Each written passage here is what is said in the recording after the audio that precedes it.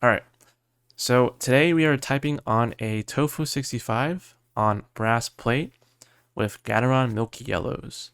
Gateron Milky yellows are lubed with Krytox205G0, and springs were lubed with GPL 105. One last thing I forgot to mention is that this is O-ring mounted, O-ring burger mounted, so I used 2 O-rings in between the screws, help it give it more of a flexible feeling and makes it sound way nicer.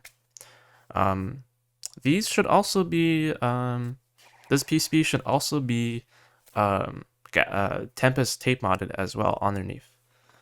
The only thing that's different with the springs is just the spacebar. The spacebar has a Thockpop long spring.